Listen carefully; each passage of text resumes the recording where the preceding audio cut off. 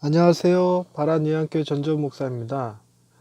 예수님께서 우리의 모든 질고를 지고 고난을 당하셨잖아요. 이사야는 그것을 예언하면서 우리의 미련함이 주님께서는 하나님께 징벌을 받아서 고난을 당한다고 했었습니다. 그래서 이 사건을 우리는 십자가의 사건으로 이해하고 있었죠. 특이하게도 마태복음은 이 사건을 십자가의 사건이 아니라 치유 사건을 설명하는 일에 썼습니다. 그래서 오늘은 그 말씀을 가지고 하나님의 말씀을 한번 준비해 보았습니다.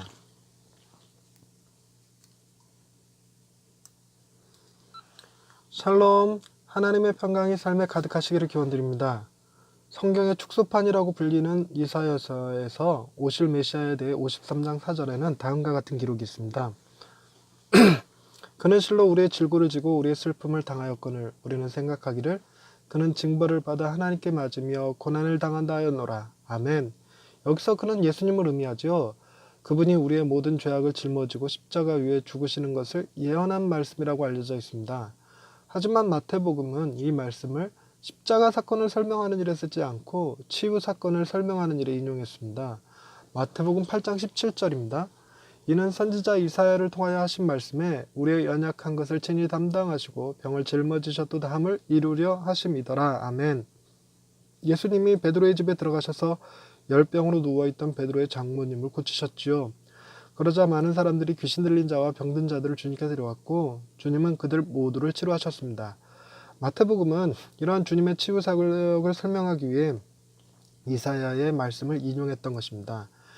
주님이 어떤 분이시냐고 물으면 우리는 이 말씀을 들어서 우리의 연약함을 담당하시고 우리의 병을 짊어지신 분이라고 고백할 수 있겠지요. 그런 분이 우리와 늘 함께 하셔서 우리의 강함이 되어주신다면 이 세상 전혀 두려울 것이 없을 것입니다.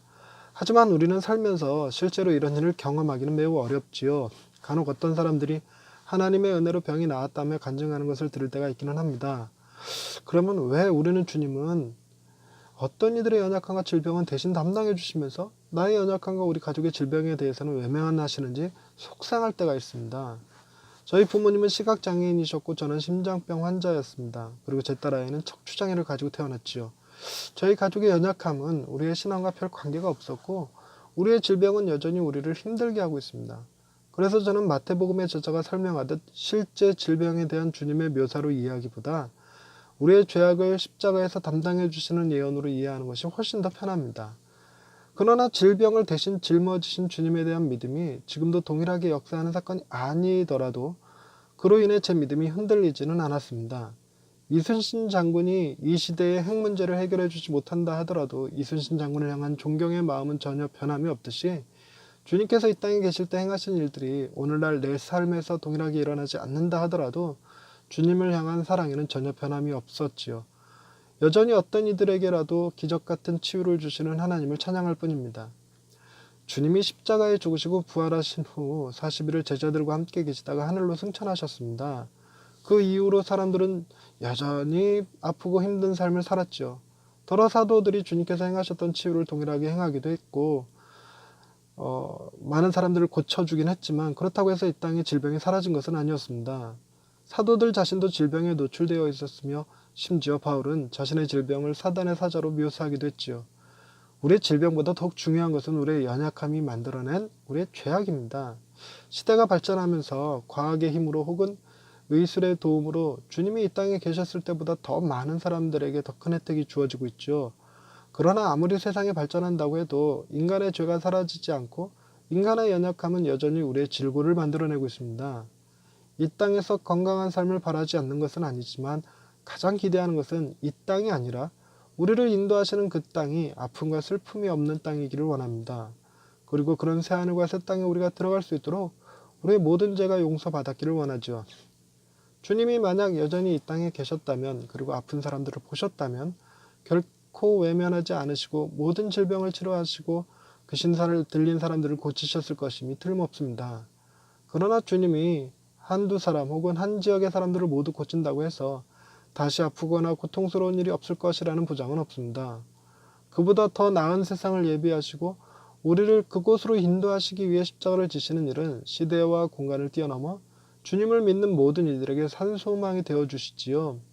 주님이 이 땅에 오셨을 때는 우리의 연약한 것을 친히 담당하시고 병을 짊어지셨지만 다시 오실 때에는 연약함과 병이 없는 곳으로 우리를 인도하여 주실 것입니다. 할렐루야. 우리의 연약함과 질고를 아시는 하나님 아버지, 우리가 아프고 힘들 때마다 우리의 모든 슬픔을 거두어 주시는 하나님으로 인해 기뻐할 수 있게 하시니 감사합니다. 여전히 우리는 이 땅에서의 삶이 전부인 줄 알아 아프지 않고 힘들지 않고 슬픔이 없기를 바라고 있습니다. 우리의 믿음이 새하늘과 새 땅을 바라보지 못하고 이 땅에 고정되어 있음을 용서하여 주옵소서. 우리를 위해 예비하신 아름다운 하나님의 나라를 바라보며 이 땅에서의 슬픔도 고난도 모두 이기게 도와주옵소서. 우리에게 하늘나라를 유업으로 주시는 하나님을 찬양하오며 예수님의 이름으로 기도드립니다. 아멘.